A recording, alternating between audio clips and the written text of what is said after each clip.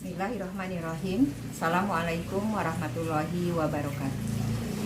Yang terhormat Bapak Kepala Sekolah SMP Negeri 2 Dayakolot, yang terhormat Bapak dan Ibu Guru serta staf TU SMP Negeri 2 Dayakolot, tidak lupa anak-anakku sekalian kelas 7, kelas 8 yang Ibu banggakan, yang Ibu sayangi dan sangat Ibu cintai.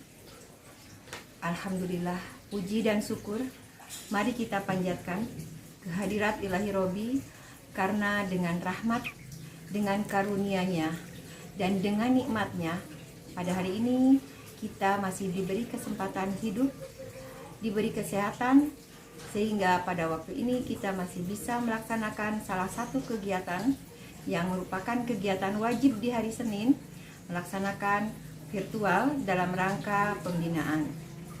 Terima kasih kepada seluruh siswa yang sudah hadir. Mudah-mudahan ini semua menjadi kebaikan kita. Ini semua dicatat oleh Allah Subhanahu wa Ta'ala menjadi satu amal kebaikan yang akan memberatkan timbangan kebaikan kita untuk bekal di yaumul akhir nanti. Amin. Baik anak-anakku sekalian, sebelum Ibu lanjutkan dengan hal yang harus Ibu sampaikan, perkenalkan, walaupun kita sudah lama 1 tahun bertemu dalam pembelajaran, namun belum pernah bertatap muka.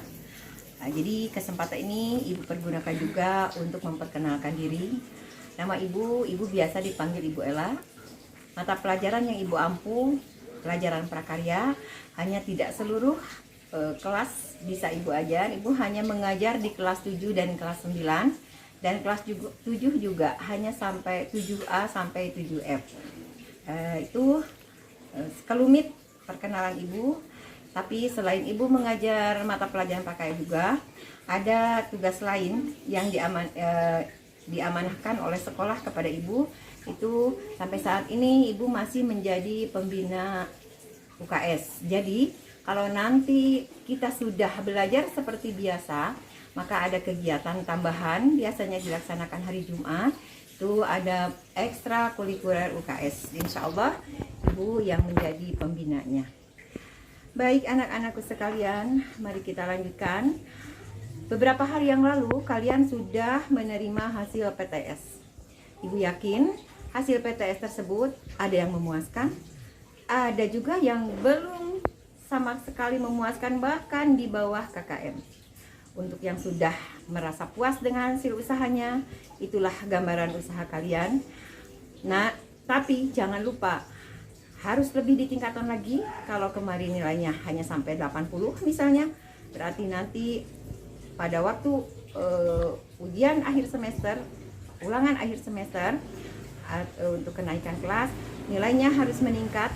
Kalau bisa 100, kalau bisa. Dan ini terutama untuk bagi kalian yang masih nilai PTS kemarin di bawah KKM, itu satu gambaran bahwa usaha kalian itu belum maksimal. Nah, satu harapan dari kami guru-guru, kalian tetap semangat walaupun belajar dalam situasi pandemi, tapi Ibu berharap kalian belajar tetap semangat sehingga hasilnya memuaskan. Ibu yakin tidak ada seorang siswa pun yang mau mungkin kalian sudah sering mendengar bagaimana cara belajar agar belajar tetap semangat, tidak bosan, dan hasilnya memuaskan. Ibu yakin guru-guru yang sudah menjadi pembina dalam kegiatan virtual ini selalu menyampaikan hal itu. Namun barangkali ya Ibu melengkapi saja, ada beberapa tips yang bisa menjadi boleh kalian lakukan, bisa menjadi motivasi agar kalian belajar tetap semangat. Di antaranya, pertama, kalian harus punya cita-cita. Ya, cita-cita itu perlu, karena cita-cita itu adalah tujuan hidup.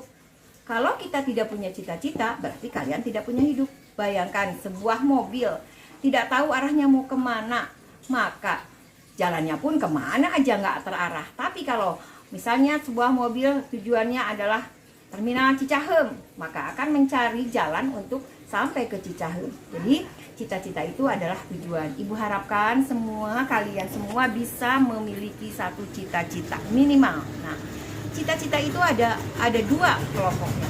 Ada cita-cita jangka panjang, ada cita-cita jangka pendek. kalian memiliki cita-cita dalam jangka pendek. Di antaranya, pertama, naik kelas. Yang sekarang duduk di kelas 7 berarti kalian punya cita-cita yang paling dekat naik ke kelas 8. Yang sekarang sudah duduk di kelas 8 berarti cita-cita yang paling dekat kalian harus punya cita-cita ingin naik ke kelas 8. Itu cita-cita jangka pendek. Cita-cita jangka panjangnya kalian bisa memiliki cita-cita yang mau jadi itulah, mau jadi inilah. Itu kan cita-cita. Boleh sekali, itu malah harus. Hidup kita itu harus punya cita-cita. Namun cita-cita tidak hanya sekedar cita-cita saja. Cita-cita akan tercapai apabila kita ada usaha. Seperti apa usahanya? Di antaranya, satu, disiplin. Itu kunci utama orang-orang sukses, itu disiplin. Ingat, ada orang yang sukses, ada orang yang kurang sukses. Padahal Allah menyediakan waktu sama untuk orang yang sukses 24 jam, untuk orang yang kurang sukses sama 24 jam. Tapi kok hasilnya beda? Nah, ternyata ini adalah salah satu penyebabnya, diantaranya kurang disiplin. Disiplin apa? Minimal disiplin waktu. Contoh, kalian memiliki waktu untuk belajar, kalian memiliki waktu untuk bermain, kalian memiliki waktu untuk beristirahat.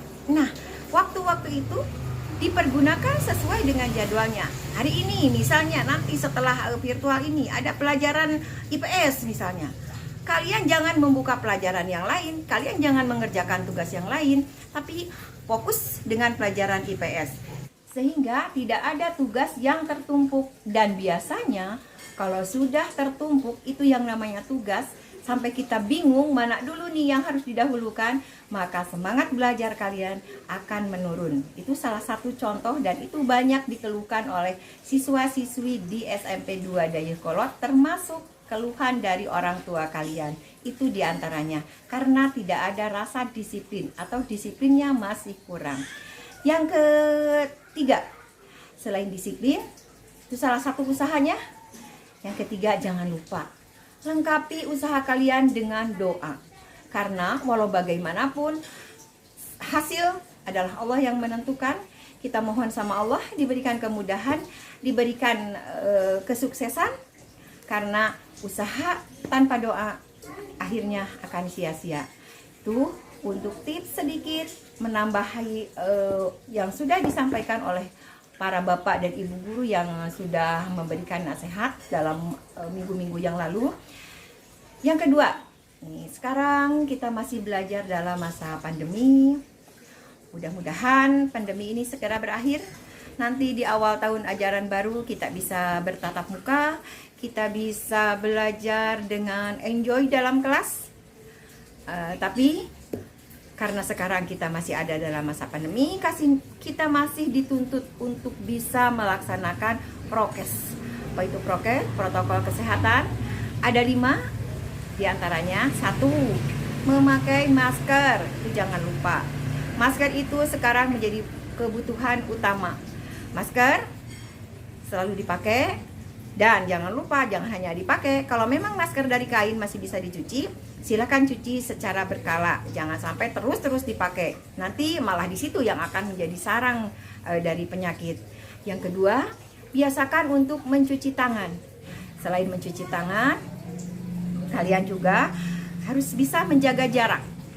Mau itu dengan teman, mau itu dengan saudara, tapi tetap harus menjaga jarak. Selanjutnya, usahakan kalian untuk bisa menghindari kerumunan.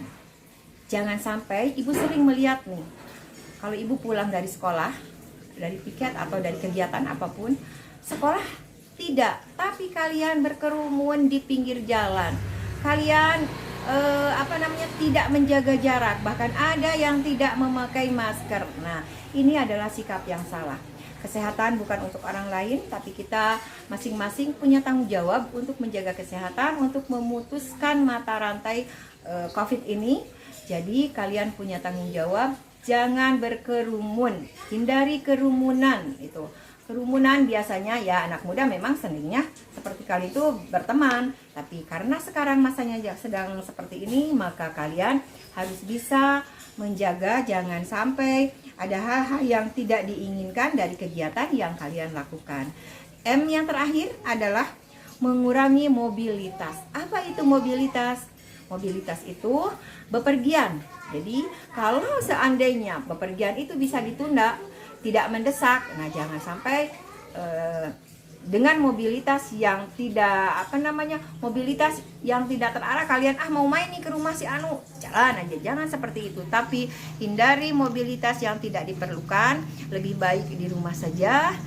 Nah, karena itulah prokes yang harus kita ikuti masa sekarang. Sekali lagi mari kita berdoa mudah-mudahan masa pandemi ini segera berakhir sehingga kita bisa melakukan kegiatan seperti hari-hari sebelum ada pandemi. Sedikit informasi tentang program UKS. Di antaranya program yang sudah berjalan adalah penimbangan berat badan siswa kelas 7 kelas 8, itu dilaksanakan oleh kader UKS. Terus pengukuran tinggi badan juga dilaksanakan. Yang kedua ada pengecekan HB darah. Jadi nanti kalian ada pengecekan HB darah. Ini bekerja sama dengan Puskesmas. Yang ketiga pembagian obat tambah darah untuk rematri, remaja putri atau yang disingkat dengan TPD. Jadi ada tablet atau ada obat yang kami bagikan dan itu menjadi hak semua remaja putri termasuk kalian. Yang ketiganya ada cara atau ada teknik atau ada ilmu bagaimana cara menangani beberapa gangguan kesehatan, di antaranya kalau sedang upacara banyak yang suka pingsan. Nah, itu dipelajari kegiatan UKS itu dilaksanakan. Bagaimana cara menangani yang pingsan, bagaimana cara menangani beberapa penyakit yang terjadi di lingkungan sekolah, misalnya ada yang luka atau mungkin ada yang